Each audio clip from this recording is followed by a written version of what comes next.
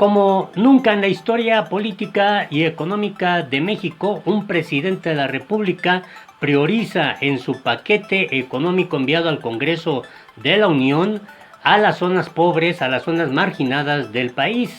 Andrés Manuel López Obrador en los hechos está demostrando que la cuarta transformación realmente significa un verdadero cambio de régimen. Quédate a conocer todos los detalles.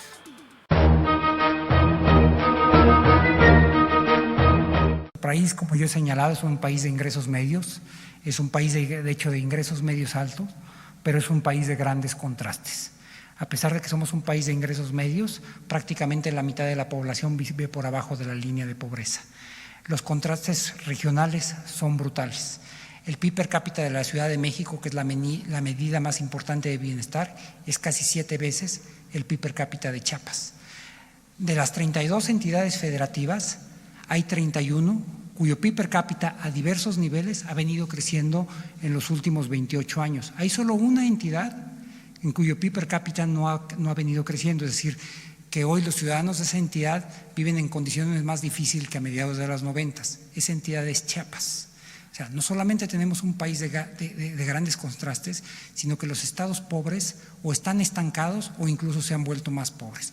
Y por eso yo le diría, hay dos cosas que nosotros estamos haciendo. Primero, una parte muy importante de las inversiones se están yendo al sur del país. Y segundo, hay montos muy importantes a los sectores más desfavorecidos. Y voy a mencionar solamente 3 o 4 casi al azar. El programa de pensiones para adultos mayores tiene más de 126,000 millones de pesos programados para el año 2020. El programa de pensión para personas discapacitadas tiene casi 12,000 millones de pesos. Las becas de educación superior tiene 7,000 millones de pesos. El programa de Sembrando Vidas, que está fundamentalmente orientado a las zonas rurales campesinas del sur del país, tiene 25,000 millones de pesos. Así es que yo diría que aquellas personas que, como usted dice, están en una situación más difícil, ¿qué les podemos decir en concreto? Que estos beneficios, muchos de los cuales ya les están llegando, estamos comprometidos a que sigan llegando para allá y que además estamos haciendo inversiones adicionales en esa zona del país. Con esto, el secretario de Hacienda y Crédito Público del gobierno de Andrés Manuel López Obrador, Arturo Herreras, pues prácticamente le está tapando la boca a aquellos adversarios políticos que han querido desacreditar la política económica de la Cuarta Transformación.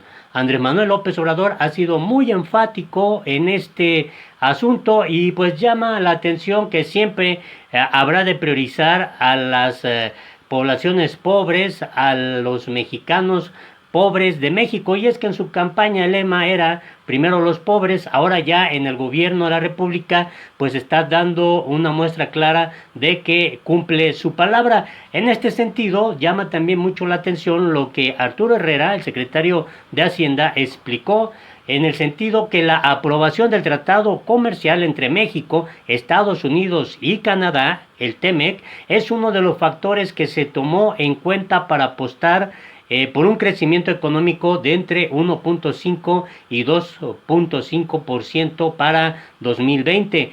Es importante destacar que el paquete económico entregado al Congreso el pasado domingo estima que la economía del país crezca en 2020 en un rango del 1.5 al 2.5% el próximo año, un pronóstico mejor al previo, que era de 1.4 a 2.4%. Obviamente esta es una variable central que está explícitamente abordada en los criterios generales y es de particular relevancia en un contexto de desaceleración global y conflictos comerciales que tienen que ver obviamente con la afectación a México, como la aprobación del TEMEC. Es importante destacar que este funcionario López Obradorista abundó que los conflictos comerciales han tenido efectos negativos en las economías, pero también ha creado oportunidades.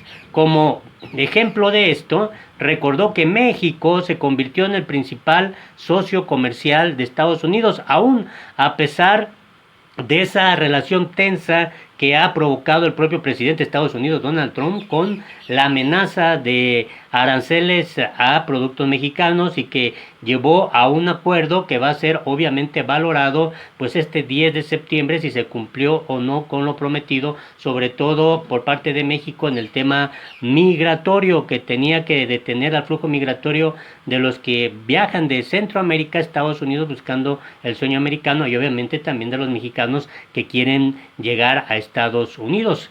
Y bueno, en este contexto sobre la disputa comercial, el funcionario López Obradorista apuntó que esta generará una reconfiguración de las cadenas internacionales de valor. Uno de los posibles destinos en esa reconfiguración es México, el país vecino de Estados Unidos.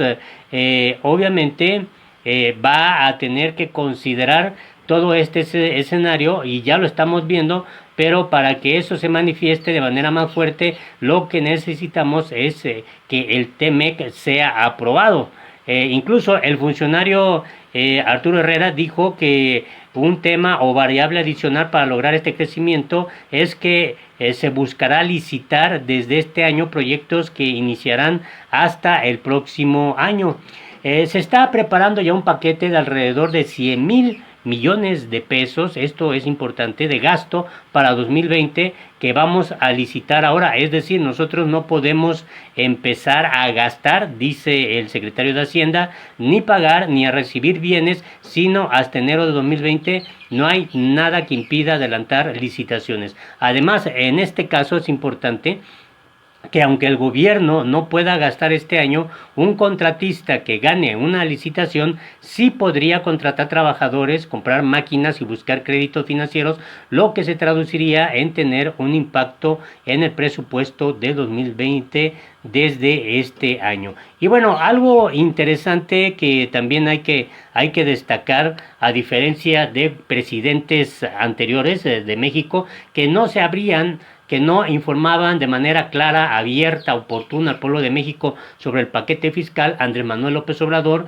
incluso lo abordó en su conferencia de prensa matutina y ahí explicó de manera pormenorizada el paquete económico, que además prevé recortar 19,000 millones de pesos para proyectos emblema del gobierno de López Obrador. El paquete económico 2020 proyecta, por ejemplo, para el Tren Maya, el centro del Istmo de Tehuantepec, el aeropuerto de Santa Lucía y la refinería Dos Bocas, un presupuesto total de 52,367 millones de pesos. Es una inversión verdaderamente importante. Los proyectos de infraestructura emblema del presidente Andrés Manuel López Obrador tendrán continuidad presupuestal en 2020. Sin embargo, este paquete económico 2020 pues recortó 19,593 millones de pesos en comparación con los recursos aprobados para 2019 en esos proyectos de inversión. Y bueno, hay que destacar que el paquete económico proyecta para el Tren Maya,